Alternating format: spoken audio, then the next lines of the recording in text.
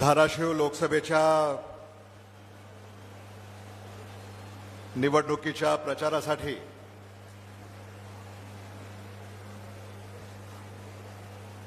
तुळजापूर तालुक्यातील तामलवाडी येथे होत असलेल्या या प्रचार सभेला ज्यांचे विचार आपण नुकतेच ऐकले ते काँग्रेस पक्षाचे ज्येष्ठ नेते आदरणीय विलासराव देशमुख साहेबांचे स्नेही महाराष्ट्राचे माजी मंत्री आदरणीय मधुकरराव चव्हाण साहेब, आज खास करून ओमराजे निंबाळकरांना शुभेच्छा देण्यासाठी उपस्थित असलेले आदरणीय विलासराव देशमुख साहेबांचे जिवलग मित्र काँग्रेस पक्षाचे ज्येष्ठ नेते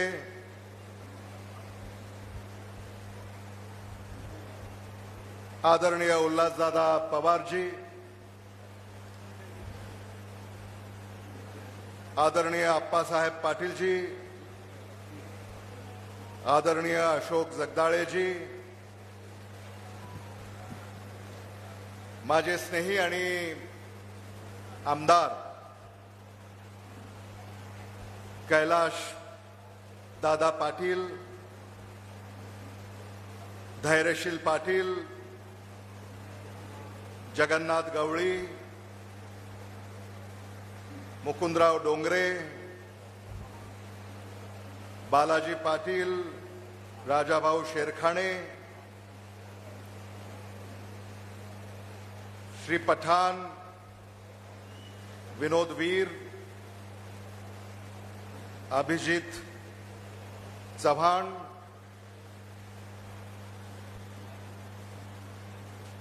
ज्यांच्यासाठी आपण या ठिकाणी एकत्रित आलेले आहोत ते महाविकास आघाडीचे शिवसेना उद्धव बाळासाहेब ठाकरे पक्षाचे अधिकृत आणि आपले लाडके उमेदवार ओमराजे निंबाळकर, सन्माननीय व्यासपीठ,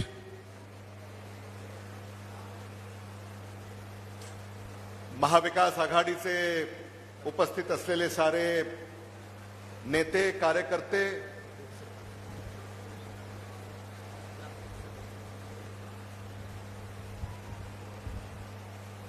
ज्यांनी या मेळाव्याचं आयोजन करण्यासाठी पुढाकार घेतला ते माझे स्नेही धीरज पाटील आणि त्यांचे सारे सहकारी, मतदार बंधू भगिनी, पत्रकार आणि मित्रांनो,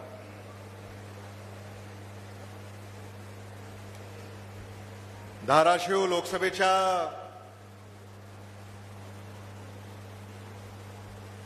निवडणुकीसाठी आपण सारे आज या ठिकाणी एकत्रित आलेले आहोत.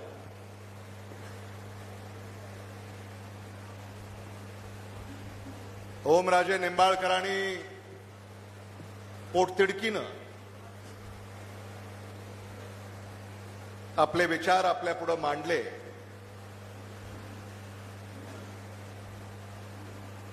ओमराजे, तुमचं जेवढं कौतुक करावं तेवढं कमी आहे. इथं आल्यानंतर तुमच्या मतदारामध्ये जो उत्साह मला पाहायला मिळतोय तो उत्साह तुमच्या विजयाची नांदी आहे असं मी म्हणालो तर ते चुकीचं होणार नाही. उल्हासदादा, शिवसेना काय आहे हे आज तुम्ही धाराशिवमध्ये पाहिलं.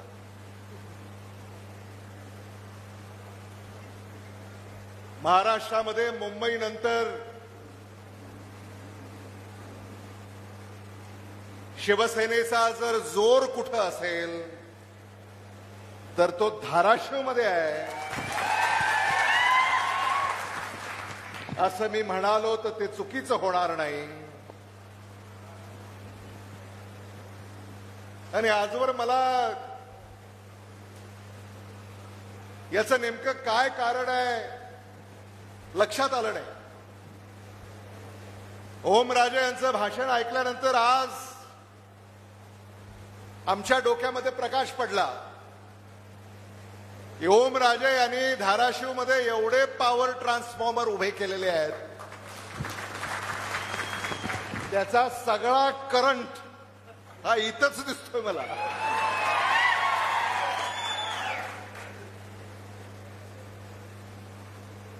एवढं प्रेम तुम्ही ओमराजेवर करता, खरंच मन भारावून जातं.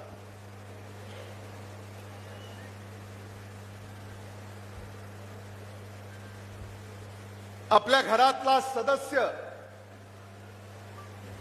आहे असं वाटावं असे आपले उमेदवार आहेत.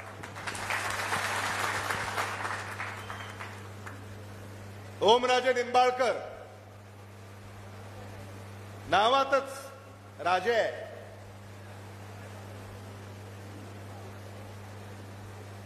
पण मी त्याला वेगळ्या अर्थानं पाहतो. ओम राजे यातील ओम इथं आहेत, पण राजे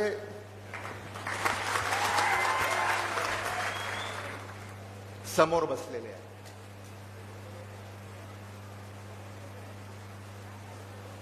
असं आपल्याला त्यांचं वर्णन करावं लागेल.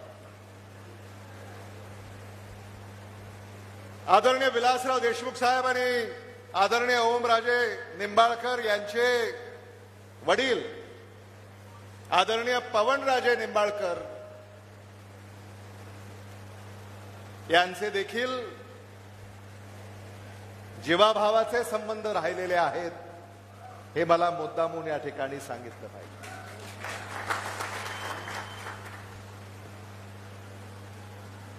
उस्मानाबाद आणि लातूर, लातूर आणि उस्मानाबाद हे नातं काही नवं नाही.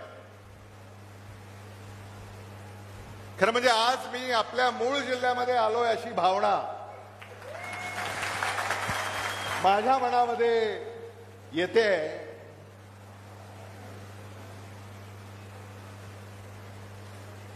आम्ही सुद्धा उस्मानाबाद जिल्ह्याचेच. उस्मानाबाद जिल्ह्यातून लातूर तालुका हा 80च्या दशकामध्ये तालुक्याचा जिल्हा झाला आणि उस्मानाबाद लातूर हा इतिहास सुरू झाला. आणि मागच्या काळामध्ये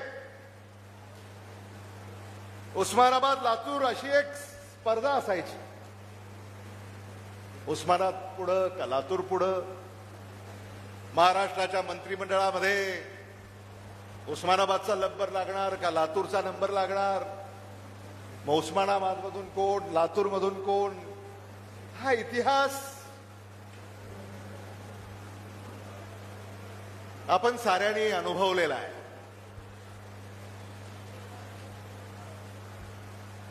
आणि गेली अनेक दशकं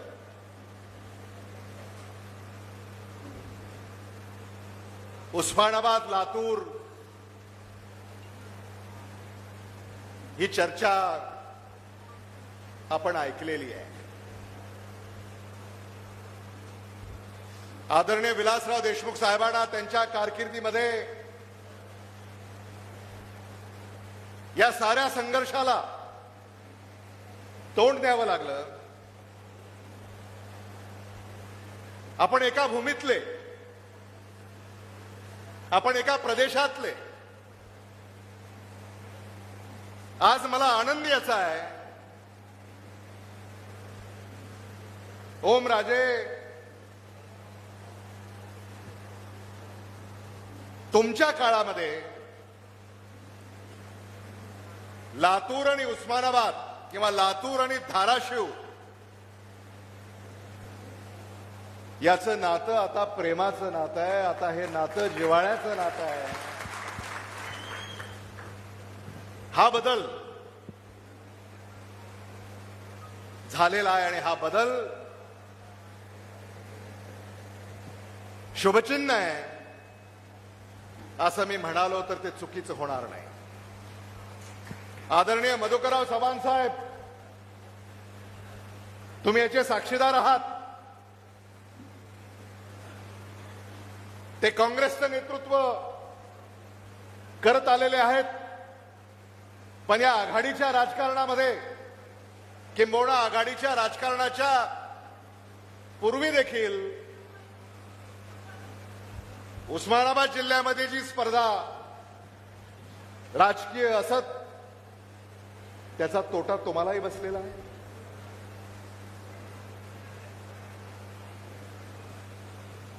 सगळी क्षमता असताना, लोकांचा पाठिंबा असताना काही मुठभर मंडळीच्यामुळे तुमच्यावरही अन्याय झालाय हे आपण अजूनही विसरलेले नाही आहोत. हे मला मुद्दामून या ठिकाणी सांगायचं आहे. आदरणीय मधुकरराव चव्हाणांना संधी कधी मिळाली?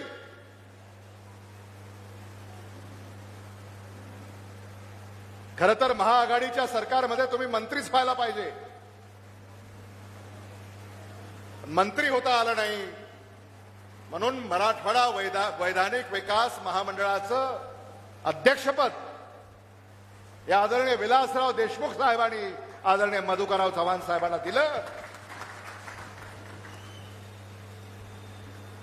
आणि एका अर्थानं तुमची समजूत काढण्याचा प्रयत्न त्या काळामध्ये झाला असावा असं मला विनम्रपणे या ठिकाणी मानावंसं वाटतं. उर्वरित महाराष्ट्र वैधानिक विकास महामंडळ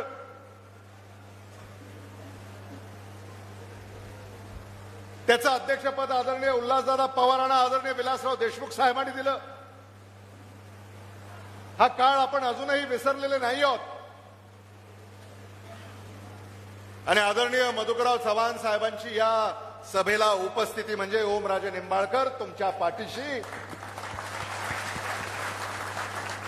त्यांचा आशीर्वाद हा खंबीरपणे उभा करण्यासाठी ते या ठिकाणी उपस्थित झालेले आहेत.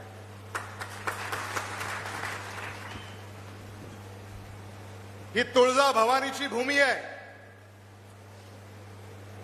तुळजा भवानीकडनं आपण सारे प्रेरणा घेतो. छत्रपती शिवाजी महाराजांनी स्वराज्याची स्थापना आई तुळजा भवानीच्या आशीर्वादाने केली हे आपण अजूनही विसरलेले नाही आहोत.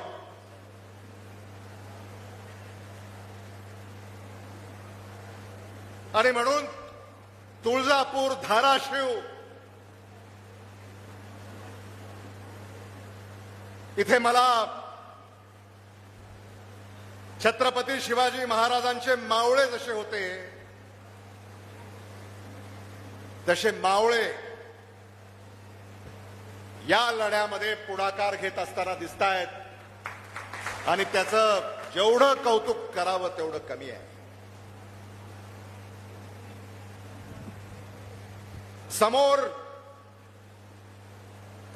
खूप मोठी फौज आहे. एक मुख्यमंत्री, दोन मुख्यमंत्री, अनेक मंत्री, खूप मोठी फौज आहे. पण ओमराजे तुमच्या आणि तुमच्या कार्यकर्त्यांच्या गनिमी काव्याच्या पुढं ही सगळी फौज ही निकामी ठरेल याबद्दल माझ्या मनामध्ये कसली शंका नाही. आपल्या हक्काचा माणूस आपल्याला भारताच्या सर्वोच्च सभागृहामध्ये निवडून पाठवायचा आहे। तुम्ही त्यांना निवडून दिलं। 5 वर्ष इमाने इतबारे त्यांनी तुमची सेवा केली। महाविकास आघाडीच्या सरकारमध्ये तत्कालीन मुख्यमंत्री उद्धव बाळासाहेब ठाकरे यांच्या मंत्रिमंडळामध्ये मला वैद्यकीय शिक्षण आणि सांस्कृतिक कार्य मंत्री म्हणून काम करण्याची संधी मिळाली आणि त्या कार्यकाळामध्ये ओमराजे निंबाळकर असतील, कैलाश पाटील असतील यांनी तुमचं लोकप्रतिनिधित्व करत असताना सातत्यानं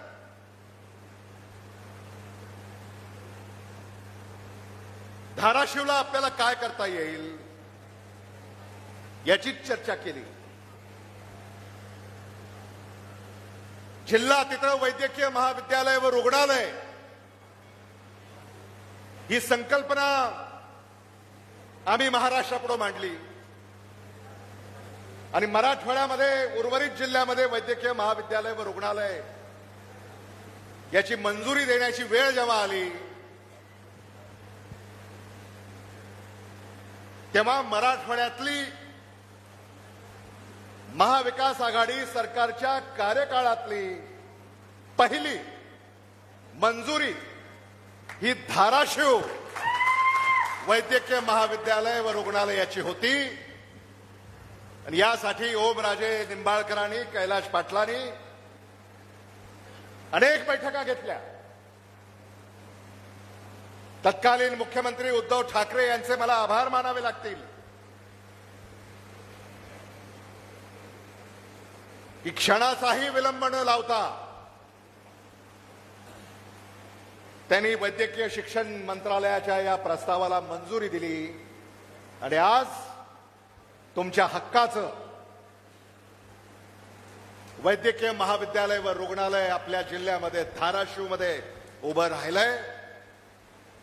तिथं सामान्य माणसावर उपचार होत आहेत, सामान्य कुटुंबातील विद्यार्थी विद्यार्थिनी वैद्यकीय शिक्षण घेत आहेत। धाराशिव जिल्ह्याचं भवितव्य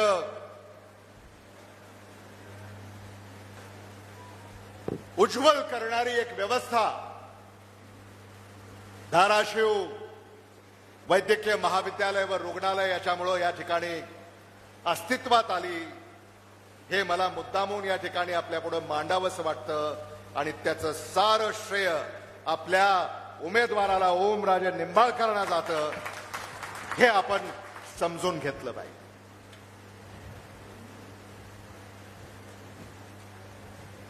ओमराजे निंबाळकरांनी खासदार म्हणून काय केलं हे ठळक सांगा असं तुम्ही सांगितलं, आम्ही टीव्हीवरही पाहिलं आणि त्यांनी सारा पाढा वाचला तुमच्या समोर।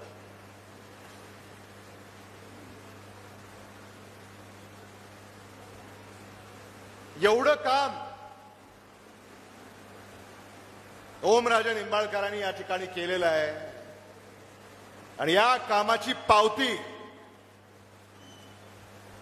आपल्याला येत्या 7 मे रोजी द्यायची आहे हे पक्क आपल्या डोक्यामध्ये लक्षात ठेवलं पाहिजे।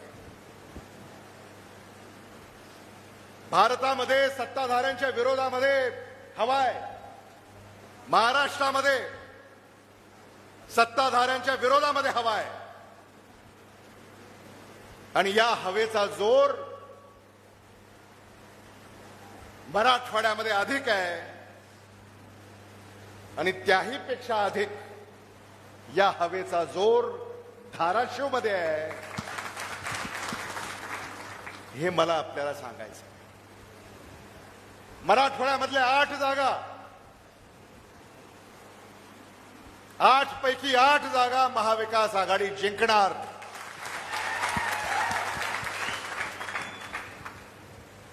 आणि मराठवाड्यातल्या काही जागा याचा निकाल आजच लागलेला आहे। त्याच्यापैकी धाराशिवची जागा ही ओमराजे निंबाळकर विजयी झाले असा निकाल तुम्ही लावलेला आहे. आता याची फक्त निवडणूक आयोग औपचारिक घोषणा 4 जूनला करणार आहे.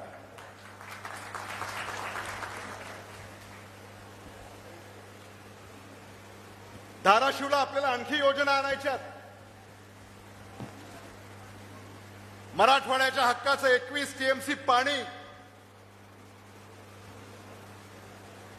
जे आदरणीय विलासराव देशमुख साहेबांनी मंजूर केलं, आदरणीय मधुकरराव चव्हाण साहेबांनी त्याचा पाठपुरावा केला, परिश्रम घेतले आणि आदरणीय मधुकरराव चव्हाण साहेबांनी सांगितलं 21 टीएमसी पैकी फक्त 7 टीएमसी पाणी आजवर आलेलं आहे आणि म्हणून उर्वरित 16 टीएमसी पाणी ओमराजे येणाऱ्या काळामध्ये हे आपल्याला आणावं लागेल. आणि यासाठी आम्ही तुमच्या पाठीशी खंबीरपणे उभे आहोत. केंद्राकडनं आपल्याला जलसंपदा विभागाकडनं याच्यासाठी निधी आणावा लागेल. राज्याचा काही निधी, केंद्राचा काही निधी हा खेचून आणावा लागेल. तरच हे काम जलद गतीनं पूर्ण होईल आणि सातत्यानं दुष्काळग्रस्त भागातल्या जनतेला जो त्रास होतोय त्या त्रासापासून जनतेला आपल्याला मुक्त करता येईल हे देखील मला आपल्याला या ठिकाणी सांगायचं. धाराशिव तुळजाभवानीची भूमी,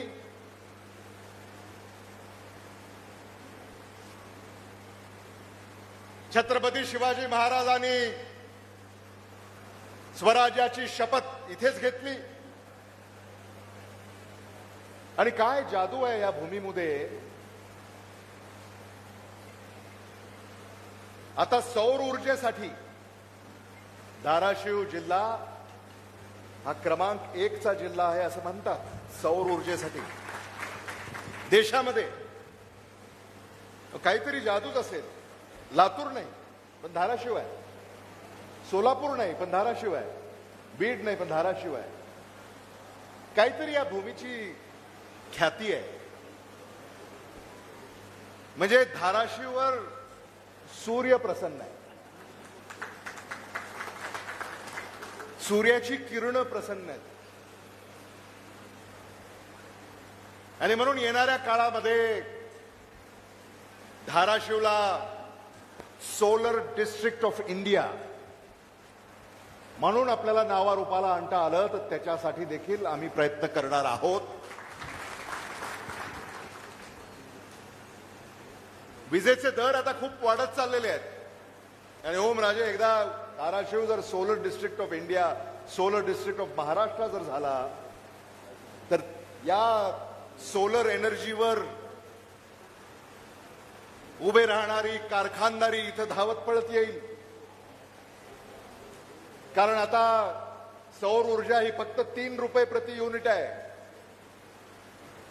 आणि कोळशावरची वीज 17 रुपये, 15 रुपये, 13 रुपये असे त्याचे दर आहेत. आणि म्हणून आता उद्योजक देखील कोळशाची वीज आता घेत नाहीयेत आणि सौर ऊर्जेची वीज ते घेत आहेत. हा बदल होत चाललेला आहे आणि म्हणून येणारा काळ हा धाराशिवचा आहे असं मी म्हणालो तर ते चुकीचं होणार नाही. महाविकास आघाडीचं सरकार या महाराष्ट्रामध्ये येणार.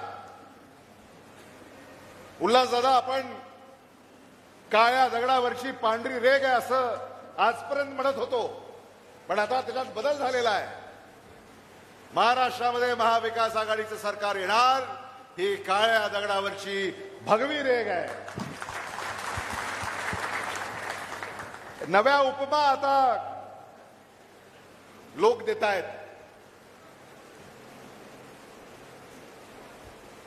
महाविकास आघाडीचं सरकार येणार का नाही? हात वर करून सांगा.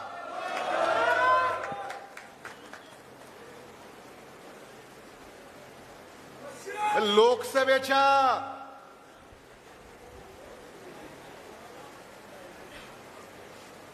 मतदानातून 7 मेला ओमराजे यांच्या नावासमोरचं मशाल हे चिन्ह, याच्या समोरचं बटन दाबायचं आहे. आणि काय त्या तुमच्या मताची जादू असणार आहे. तुम्ही बटन दाबलं की 2 मंत्री बाहेर निघणार आहेत.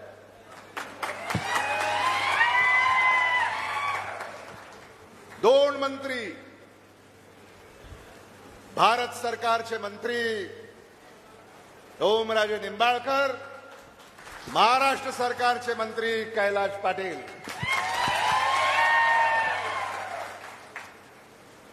कैलाश पाटलांचं तुम्ही ऐकलं नाही का?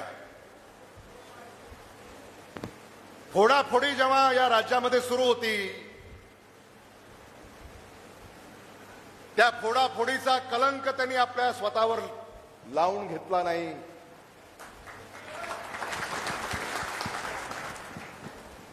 आणि मग ओमराजे महाराष्ट्रामध्ये महाविकास आघाडी सरकार आल्यानंतर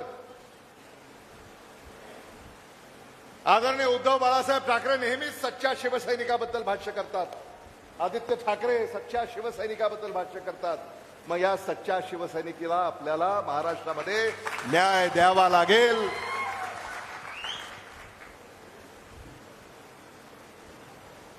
आणि या काँग्रेसची काही शिफारस जर चालली तर आम्ही आपली शिफारस नक्की करू. हे देखील ते एक झालं की दुसरं होतंय, दुसरं झालं की तिसरं होतंय. काही काळजी करू नका. ती शिफारस देखील आम्ही करू. चांगली माणसं पुढे आली पाहिजे. खरं म्हणजे ओमचं आणि कैलासचं मला जरा खूप कौतुक करावं लागेल. सामान्य कुटुंबातली शेतकऱ्याची ही मुलं आहेत.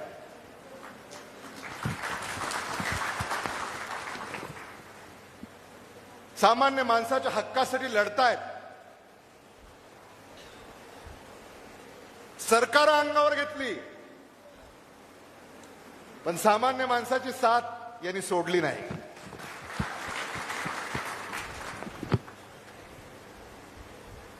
म्हणजे छत्रपती शिवाजी महाराजांना जे अभिप्रेत आहे ते यांच्यामध्ये आपल्याला पाहायला मिळतं. संविधानाचं रक्षण हे आपले लोकप्रतिनिधी करणार आहेत. येणाऱ्या काळामध्ये जर हे सत्तेत राहिले तर चीन आणि रशियासारखं भारतात सुद्धा निवडणुका होतील का, ही शंका प्रत्येकाच्या मनामध्ये आहे. आणि म्हणून आपल्यापैकी प्रत्येकाला माझी ही कळकळीची विनंती आहे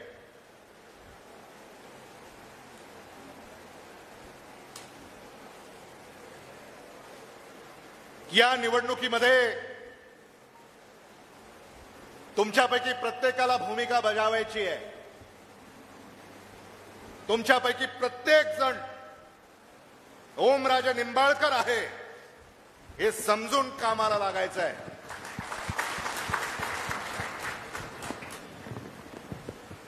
मताधिक्य हे वाढवलं पाहिजे. मतदानाची टक्केवारी वाढवली पाहिजे. धाराशिव लोकसभेमध्ये असा एकही विधानसभा मतदारसंघ असता कामा नये जिथं ओमराजे निंबाळकरांना लीड नाही. लीडची स्पर्धा लागली पाहिजे.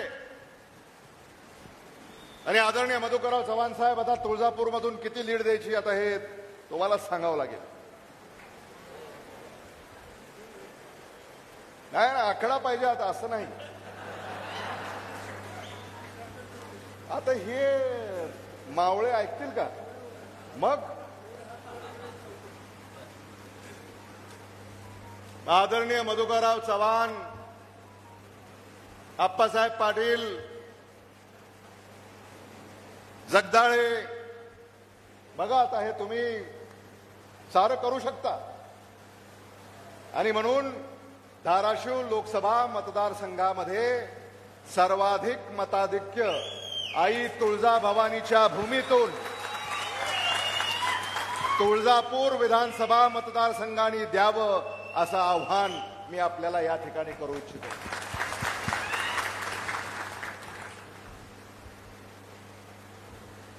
हे नाही केलं तर मग काय केलं?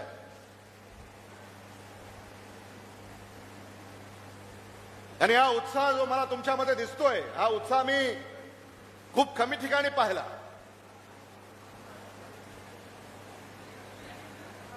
आज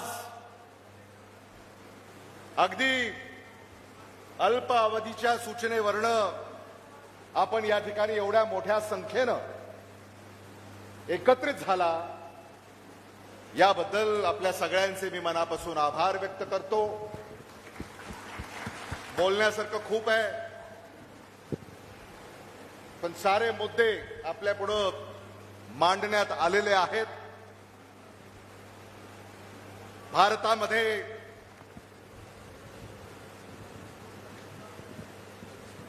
सत्ताधाऱ्यांच्या पायाखालची वाळू ही घसरत चाललेली आहे. त्यांना 400 पार हा जो काही आकडा ते सारखं टीव्हीवर येतंय रोज, काही खरं नाही. महाराष्ट्रामधला ताजा सर्वेक्षण आहे की महाराष्ट्रामध्ये 48 जागांपैकी 39 जागा महाविकास आघाडी जिंकणार आणि महायुतीला एका आकड्यात महाराष्ट्रातला जो 72 मतदार आहे, एका आकड्यातच त्यांना गुंडाळल्याशिवाय राहणार नाही, हे मला मुद्दामून या ठिकाणी सांगितलं पाहिजे. आणि म्हणून महाराष्ट्राचे उद्याचे खासदार जेव्हा निवडून जातील, तेव्हा या देशाच्या सर्वोच्च सभागृहामध्ये आपल्या धाराशिवचा खासदार ओमराजे निंबाळकर निवडून गेले पाहिजेत, ही खुंगाट आपण सगळ्यांनी बाळगली पाहिजे. इथल्या उमेदवाराबद्दल न बोललेलंच बरं. आणि तुम्ही सांगितलं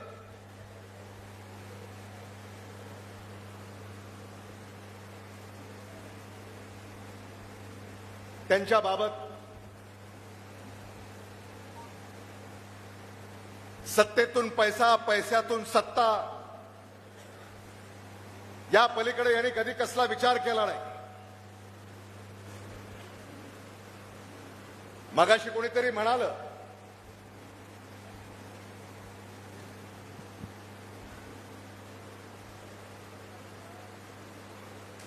की सगळं एका कुटुंबामध्ये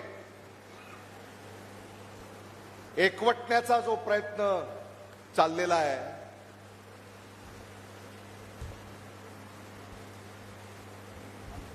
हे सामान्य माणसाला मान्य होत नाही.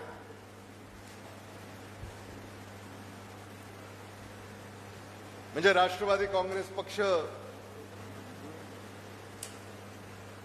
जो न्यायप्रविष्ट आहे, तोही आमच्याच कुटुंबामध्ये, भारतीय जनता पक्ष तोही आमच्याच कुटुंबामध्ये,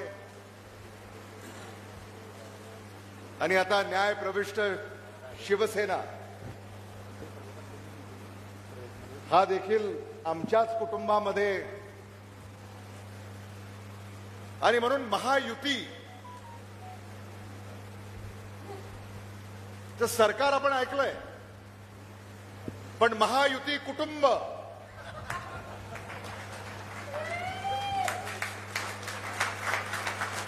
महायुती कुटुंब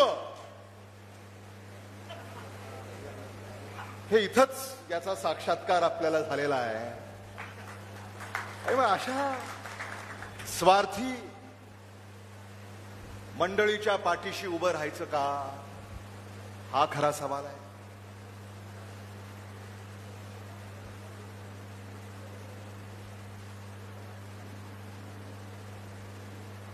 आणि महायुतीचं सरकार काय पुन्हा येत नाही, कारण ओमराजे महाराष्ट्राचा इतिहास आहे. एकदा उपमुख्यमंत्री झालेला व्यक्ती पुन्हा मुख्यमंत्री झालेला नाही. इतिहास आहे महाराष्ट्राचा.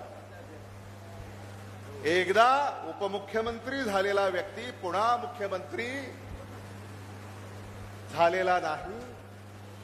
हा महाराष्ट्राचा इतिहास आहे. आणि म्हणून महायुतीचे जे उपमुख्यमंत्री आहेत ते काही पुन्हा मुख्यमंत्री होणार नाहीत. आणि जे महायुतीचे मुख्यमंत्री आहेत त्यांच्या ज्या काही अडचणी आम्ही ऐकतोय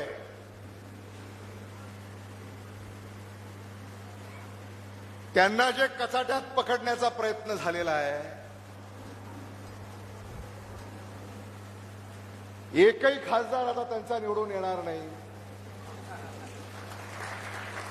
म्हणजे मराठवाड्यामध्ये शिवसेना उद्धव बाळासाहेब ठाकरे यांच्या 4 जागा आहेत. छत्रपती संभाजीनगर, हिंगोली, परभणी, धाराशिव. टीव्हीवर आम्ही पाहिलं आणि टीव्हीवर येण्या अगोदरच आम्ही असं सांगितलं होतं की शिवसेना उद्धव बाळासाहेब ठाकरे यांच्या पक्षाच्या या 4ही जागा मतदार निवडून देतील.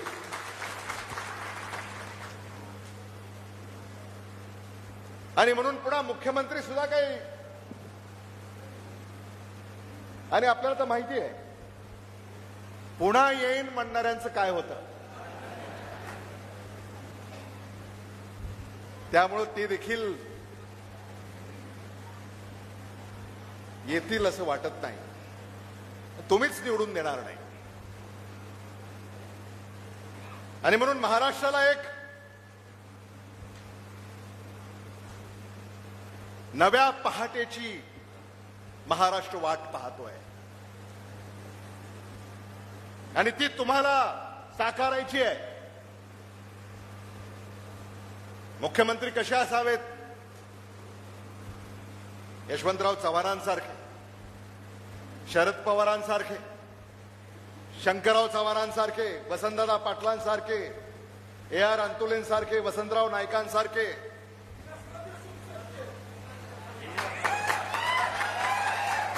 ते मला माहित होतं, पण ओमराजेकडनं आज मी बऱ्याच गोष्टी शिकलोय. म्हणून त्यांना लक्षात आहे का नाही म्हणून मी ते नाव अगोदर घेतलं नाही. याचा अर्थ ही सभा जिवंत आहे. विलासराव देशमुखांसारखे, उद्धव बाळासाहेब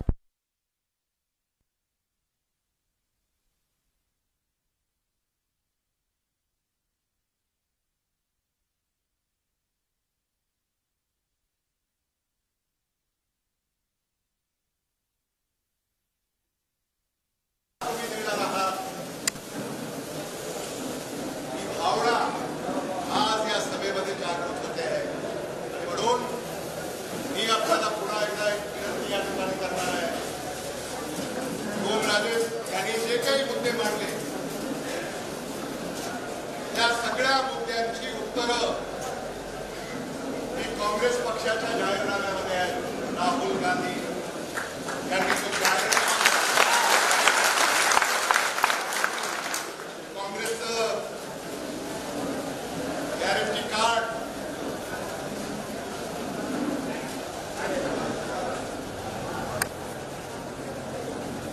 इतर बाबी प्रकाश टाकणार नाही. तुम्ही हे वाचलं असेल, जाहिराती येत आहेत वर्तमानपत्रामध्ये. पण आपण सारेच इथं शेतकरी आहोत. शेतकरी न्याय ही एक गॅरंटी राहुल गांधींनी दिलेली आहे. शेतीमालाला योग्य भाव स्वामीनाथन आयोगाच्या सूत्रानुसार कायदेशीर हमी भावाची गॅरंटी. कर्जमुक्ती, कर्जमाफीच्या प्रभावी अंमलबजावणीसाठी कायमस्वरूपी आयोगाची स्थापना,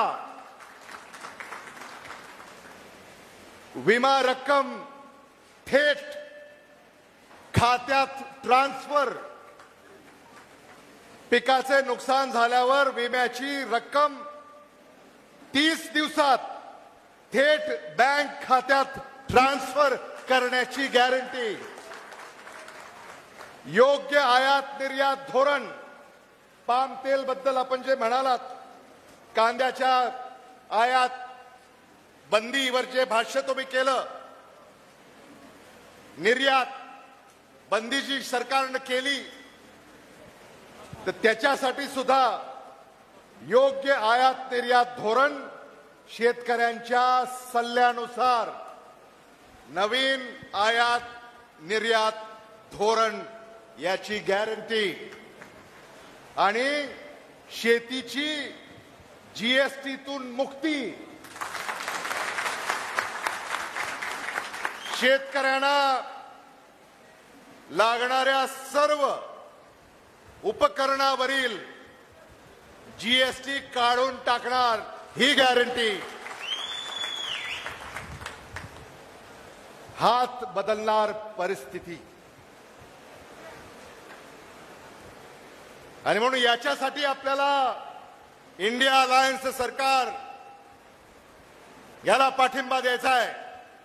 आज मी हा शिवसेना पक्षाचा स्कार्फ, उल्हासदादा, हा स्कार्फ सुद्धा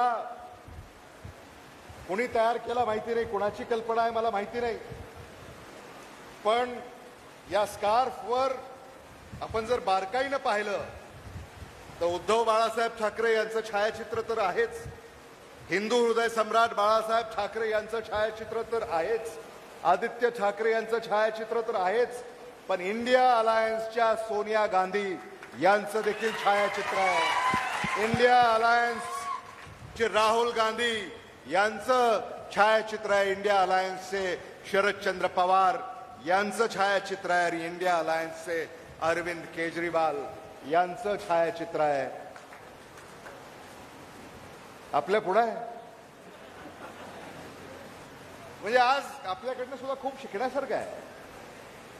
आणि म्हणून या इंडिया अलायन्सच्या पाठीशी आपल्याला उभं राहायचं आहे. महाविकास आघाडीच्या पाठीशी आपल्याला उभं राहायचं आहे. आणि पेटती मशाल घेऊन हाती, माझ्याबरोबर आपल्याला सगळ्याला म्हणायचं आहे, पेटती मशाल, पेटती मशाल घेऊनही हाती, वाजवावी विजयाची तुतारी. धन्यवाद. जय हिंद, जय महाराष्ट्र. धन्यवाद भैयाजी. खूप मोलाचं मार्गदर्शन या ठिकाणी आपण असंख्य कार्यकर्त्यांना केला. एक छोटासा पक्ष प्रवेश.